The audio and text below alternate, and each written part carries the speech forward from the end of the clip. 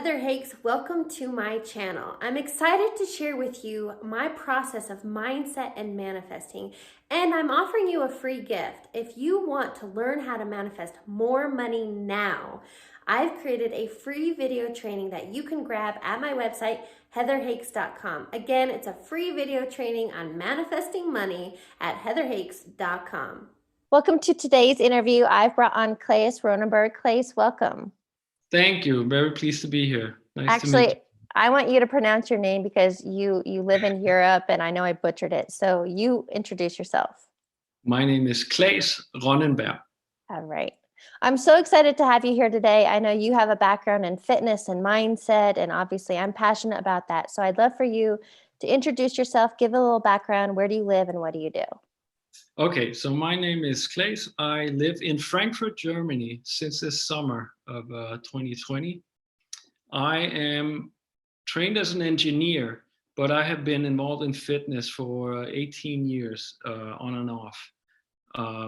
I work with my business partner, Pishi Sari, who is in LA, and we work in Dare to Live Coach, which is the business where we teach clients how to build sustainable lifestyles so that they can elevate themselves and perform even better in life, professionally, personally, on all fronts.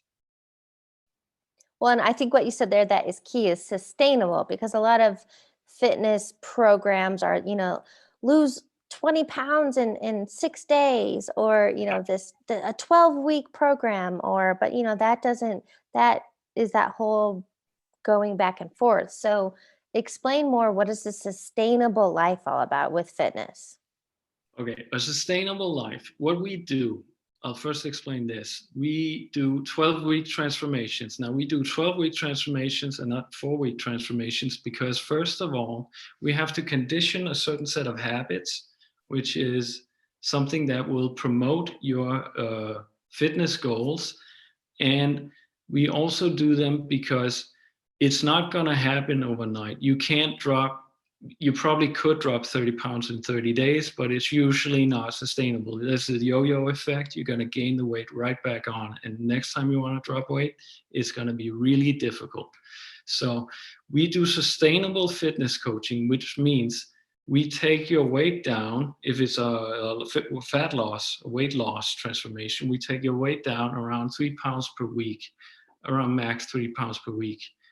Until we reach your goals. And then we actually give you an education in how to achieve your goals in the future. Because there might be times when you go through Thanksgiving, and you might gain a few pounds, and then you have the tools to actually fix trim your stomach, so to say, and be very productive with your goals and actually achieve something that you can sustain over a full lifetime. So it is not just only a 12-week transformation. It is actually something that you can use for the next 50 years. Well, and the reason I'm passionate about fitness and movement, it's only one piece of the pie. So can you explain more of the mindset piece of it? Because we know what to do, right? You need to exercise, you need daily movement, eating healthy foods. But I believe the reason people fall off the wagon per se is because of their mindset or limiting beliefs or their habits or their self-discipline. So can you dive into the mindset aspect of this fitness realm? Absolutely. So what we teach is discipline. We teach discipline, which means showing up even if you don't want to. So it really is about building your mind muscle rather than your actual muscle. So going to the gym, showing up every day when you need to, whatever your program is, actually can translate into your real life. So you build constructive habits where you show up every day in your business, on your job, in your career, whatever, in your relationships, which are very important too. So you can actually work on something, even if there are days where you don't want to. I'm just so tired, I don't want to, but you show up anyway. And it's much better to show up and do 50% of what you planned than to stay at home and just do nothing. And it's really about conditioning. I really want to have this point across. It's really about conditioning the process of showing up over and over and over and over. So yeah. I love the quote, how you do anything is how you do everything, right? Yeah. So if you're not showing up with these, can we maybe talk about daily disciplines? Because we can talk Yeah. about them, but maybe can we give examples? What does it mean showing up? And especially when you don't feel like it, because let's say you don't want to go to the gym and you're not showing up, but where else aren't you showing up in life, right? It carries over. Absolutely. So I recommend, this is something I do myself, and I recommend doing cardio, a little bit of cardio in the morning, even before. I don't know if you have to go to work early, but maybe wake up like 20 minutes earlier, do a little bit of cardio, fasted, and then just start your day off with a little bit of exercise. It's really important to get the blood flow, and it also clears your head. And also doing things that you might want to push off to tomorrow. It is not the best idea. So you really want to look at things that you could get done today and then just get them done today and not just push them off tomorrow, because that conditions the mind to actually get things done when they actually should be done. We have a tendency to, as humans, to procrastinate a lot. And sometimes, I mean, we're all guilty. I'm guilty of this too. It's not that we're all superhuman, but making a list, I find it very useful to make a list of things we want to get done and then just crossing them off one by one. And that is actually how you can get better over time. And it's really about, it's not about doing everything at once, it's about doing it step by step. So in fitness, I like to use micro progression, which is you get 1% better every time you work out. So today I'm 1% better, tomorrow I'm 1% better. All those 1%ers, they compound. So the result is far greater over the course of a year than it would be if you just show up sporadically. So it's really about the discipline of showing up and giving in your effort so you become 1% better, whether it's fitness, whether it's your business, career, relationships, very important. And even something as your own relationship, like taking care of yourself, is also important. That brings up, well, 2 points. One, I saw something recently, rather than trying going from 0 to 100, which is what a lot of people want, right? We want instant manifestations. Yeah. We want the overnight success. Go from 1 to 5 and 5 to 10. Exactly. And you know, I think we have to understand that this is a process, that Yes. it actually becomes a lifestyle, right? Yes. That's what they mean. Yeah. Sorry. Oh, well, I was just going to say, and what I wanted to add, you like to write things down. I have found actually in the one thing, something to be grateful for in this whole COVID situation, our gyms are to the point you have to reserve a workout time, and it's a very limited number of people that can go in this window. And I used to, like, I'm pretty good about waking up early, but you know, it kind of vary between 5 and 6:30 when I wake up. But now, so what I'm saying is not only write things down, but schedule them, because I have found when things are scheduled and in my calendar, they actually get done. And now Yeah. that I have to reserve a workout time and I only have this window that I can go, I don't wake up and I don't have time to hit snooze. I don't No. have time to push it until later. Like, I have to go. Yeah, absolutely. So and a good point to bring up the snooze button. Here's a good exercise for people to use. Yeah. Don't have your phone, never use snooze, first of all, and don't have your phone close to your bed. Put it somewhere where you have to stand up out of bed, go pick it up when the alarm goes off, and then you are already up. You know, Yeah. start the day there. Why would you self-sabotage with the very first task you have of the day, which is not to stay in bed? Just get up and get going. I really recommend that. And then yeah, drink some water. First thing in the morning, drink some water. Drink a lot of water. Can Stay we hydrated. talk about, can we get into people's habits and limiting beliefs, their mindset that is keeping them stuck and keeping them from where they want to be? Yeah, absolutely. So I find that people want to. Well, we're a conservative race, human beings, so we don't want to change too much, but we also want the thing that's on the other side of the fence. You know, the grass is green on the other side, so we want to go there, right? So I find that if you really do develop habits, first you have to clarify what it is that you actually do that is self-destructive. So you have to label your habits, and then you really have to work with them. You really have to go in and figure out, okay, what can I change here? Let's say you have someone who's 40 pounds overweight. Well, let's look at why they're overweight. Okay, they do late night snacking. They eat a lot of carbs in the morning with their fats, which is a big no-no. You should never eat carbs and fats together. You will gain weight. So, okay, then maybe we eradicate any eating after 8 p.m. And then we do that for a week. And the week after, we go and we eliminate all carbs you eat before noon, which is something I have done. I always do with my clients, is that I teach them, don't eat fats and carbs in the morning. Always eat them later and never eat them together. So we develop habits step by step that can go and support you in your life. And I find that if you chew on too much, you're just going to give it up. You're not going to follow through.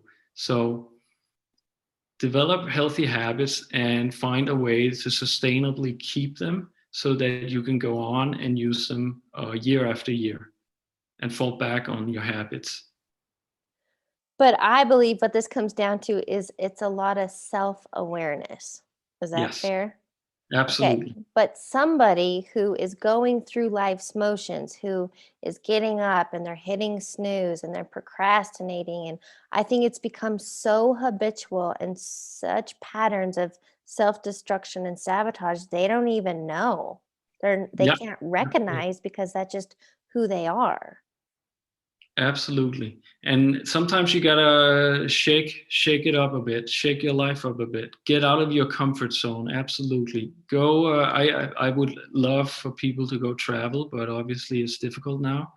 I think traveling is the one greatest thing that you can do to expand your own mind, and really see how other things are. And when you return to your normal life, you will see, oh, maybe I shouldn't do this. Maybe I shouldn't do that. Actually, my life was much more fun and interesting when I had these things in my life as well. Maybe I shouldn't go back into these old habits. And it's really also about being social. It's really about developing good social relationships that are fruitful.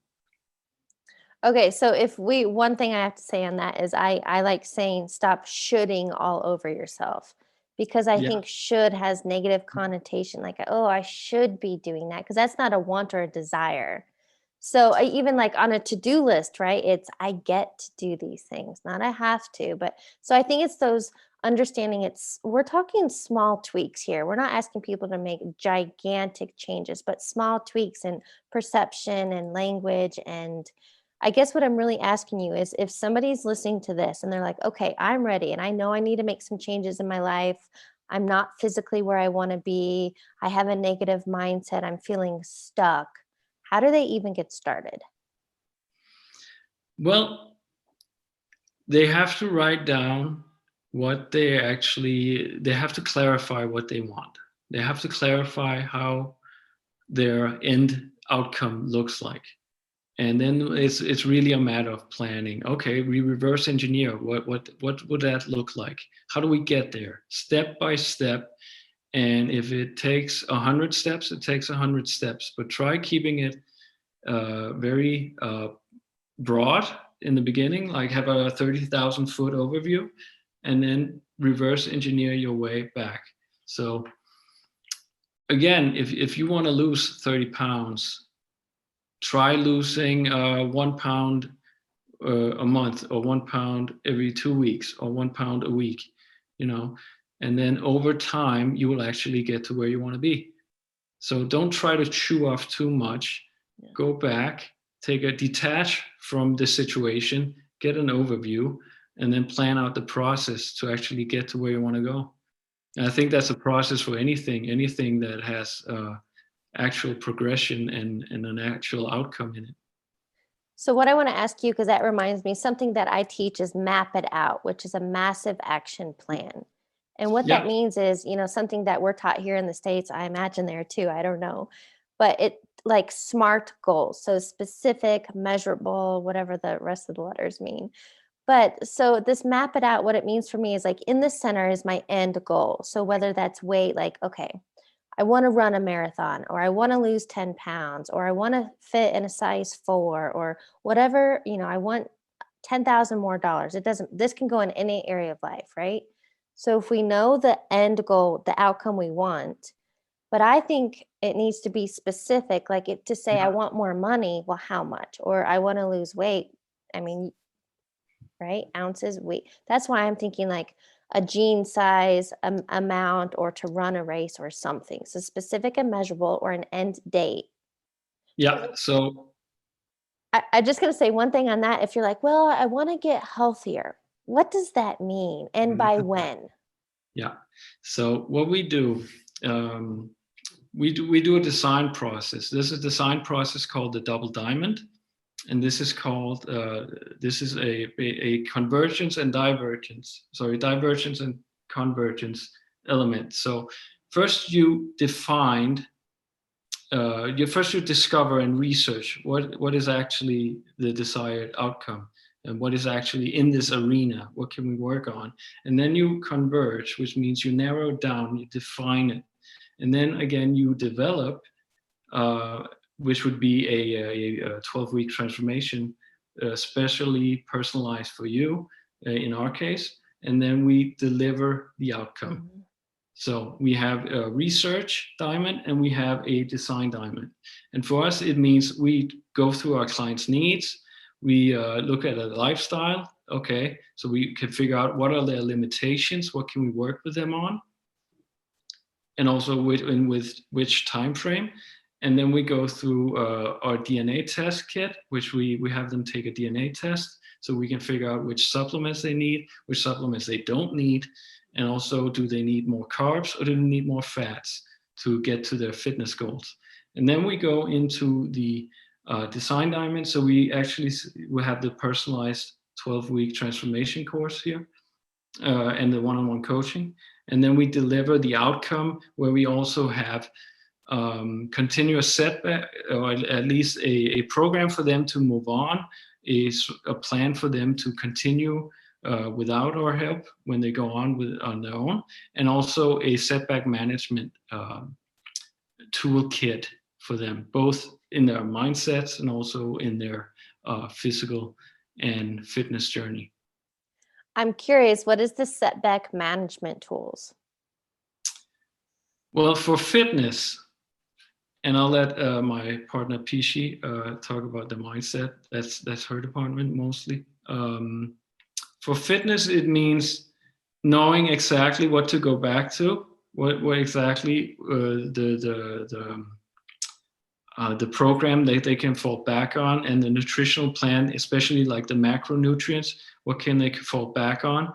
And then mindset-wise, the really deep stuff, the really psychologically based stuff, like I said, that's PC, but otherwise it is really going back to your habits, going back to these constructive habits that we have developed with you that actually works for you and not against you. So we work with our clients and not against them. So it's really important that they develop their own sustainable process. Question for you. Have you heard, or are you familiar with the mindset that it's 20% mechanics or strategy and 80% psychology? Yeah, I believe it comes from the Pareto distribution, which is percent. It goes for anything. It's a natural law, basically. So yeah, 80% of your energy should be spent where it actually matters. So a lot of people, so the Pareto principle is really that 80% of the people have as much wealth as the top 20%. So that's the financial aspect of it. And you really should focus 80% of your energy in the 20% of the things that actually are fruitful and works for you. So that's how that works. And that means 80% on the energy on the constructive process. Yeah. And I guess what I'm narrowing down to is you can give the 20% mechanics of what to eat and to get some exercise, but it's Yeah. that 80%, the heavy end of it, the psychology of observing and being aware and discipline and choosing to implement the 20%. Is that fair?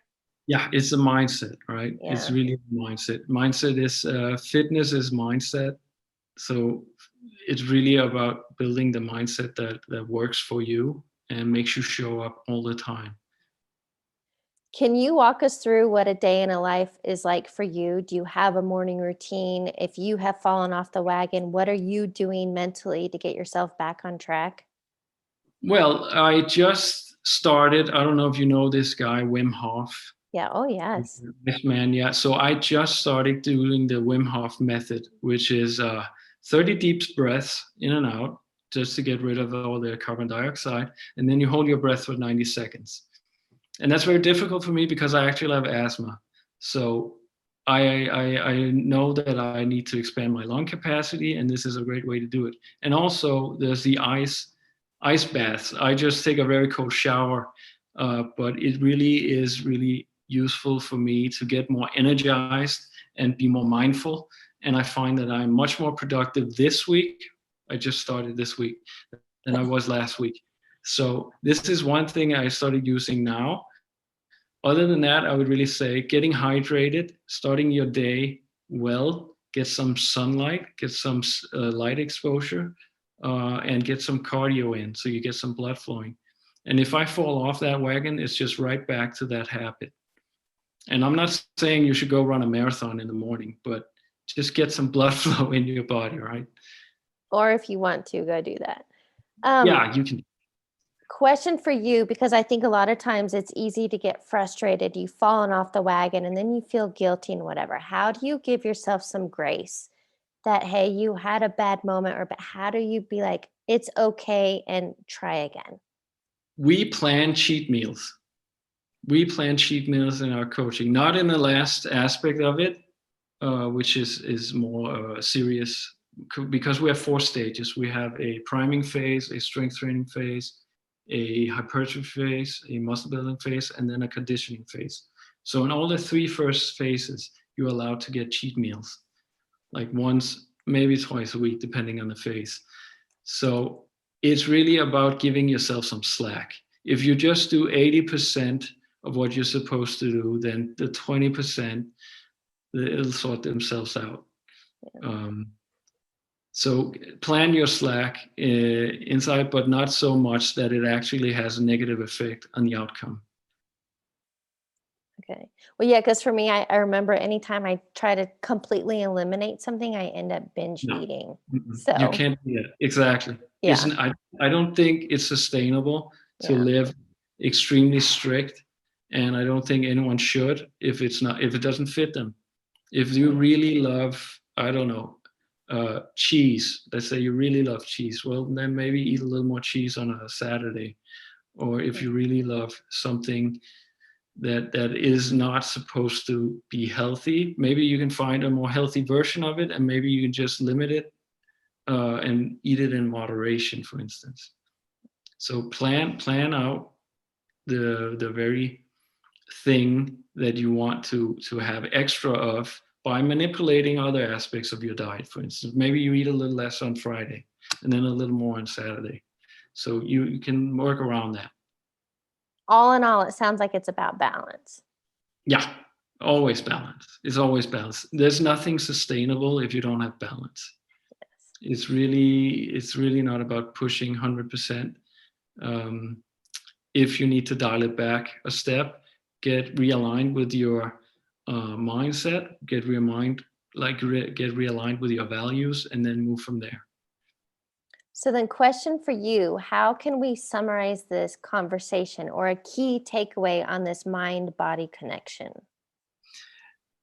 I like to go by the mantra: never stop trying, never give up, never stop showing up. It's essentially what we teach with our discipline, is to never stop showing up. even if you only show up for 50% of what you should have done, it's a lot better than not showing up at all. Yeah, for sure. Well, then you just took away, I always do rapid fire questions, and the first one is a quote or motto that you live by, but it sounds like that's yours. Oh yeah, definitely. Always keep trying. Is there a quote that, I'm a big quote girl, so is there a quote that maybe you have on a wall or just really rings true to you? One thing that, yeah, I think you said it. How you do one thing is how you do everything. Yeah. It's really true. Yes. Okay, next question for you. What is a book you're currently reading or highly recommend? Well, there are two books, and I'm not currently reading them. I have read them, one of them recently. So two books. One is 12 Rules for Life by Dr. Jordan B. Peterson, and there's some golden nuggets in there. One of them is the rule of taking care of yourself as if you're someone you love. And that means you actually have to participate in active self-care, because some people are very down on themselves. And if they just look at themselves as it's a best friend, they actually can support themselves much better and really participate in active self-care. And the other book is it's more businessy. It's Negotiation. It's Never Split the Difference by Chris Voss, who used to be an FBI negotiator that negotiated for people's lives, so he couldn't fail. And the tools that he teaches there are very valuable to anyone. What's one of the major tools or your aha moment from reading that? From that book, it's the simplicity of asking open-ended questions. Like, how am I supposed to do that when someone is trying to convince you to do something that's really not in your best interest? Like really, and he, of course, he does a much better job. There's an audio version too, I believe. So. Final question for you. What advice would you give your younger self? Mentors. I think I struggled a little bit in my youth, finding a path in life. I never really knew what I wanted back then. And if I had some mentors early on, they could have shown me a better path, or at least a less complicated path as to where I could go in life. And life is actually much more limitless than I used to think. There's a much more abundance inside of us. There's much more abundance in society. And I have a bachelor degree in engineering in design and innovation. And one of the reasons I was drawn to innovation is especially because of the abundance that society, and especially technology, has shown us that society can produce. And I want to be part of that. So I think abundance is really, really everywhere. And it's only your mind that determines exactly how far you can go. I couldn't agree more. And what a great note to end on. Thank you so much for joining me for today's conversation. Thank you. Thank you very much for having me. I'm very pleased to be here.